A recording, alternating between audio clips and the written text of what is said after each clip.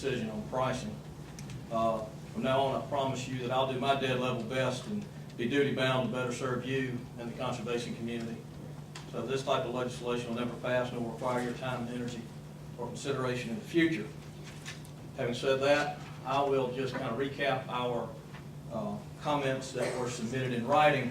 Also want to let you know that we helped Bass Times Magazine draft an article concerning this issue. I have copies of this article for you that I'll provide for you at the end of today's meeting. Let me just say that the Georgia Wildlife Federation reiterates its adamant opposition to the practice of deadhead logging, which is in reality river bottom mining for submerged cultural resources. The practice is ecologically destructive, disturbing river bottom habitat on which fish and mussels depend, and threatens the safety and quality of life of our state's boaters and anglers. Part of your legislative responsibility was to make sure that the log miners had to pay adequate compensation to the state, since deadhead logs are state property.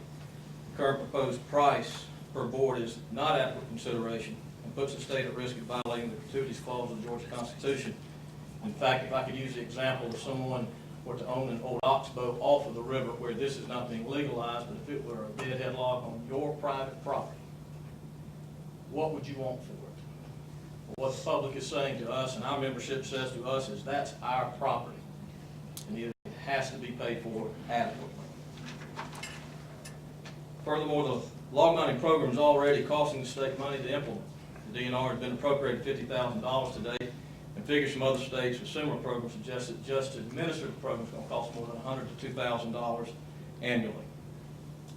If the state does not break even, taxpayers will be forced to pay for the program that benefits only a select few.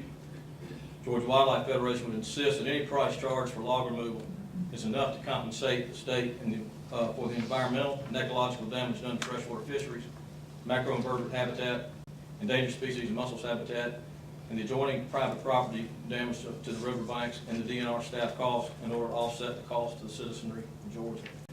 In conclusion, we continue to oppose the deadhead logging program as it's contrary to the interest of the anglers and outdoor enthusiasts throughout Georgia.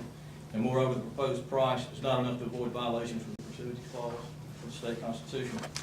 Thank you for your consideration for these comments. Please do not hesitate to contact me, the Georgia Wildlife Federation, as a resource of information on this issue. And again, I'll have copies of the Bass Times article for your review. Thank you very much.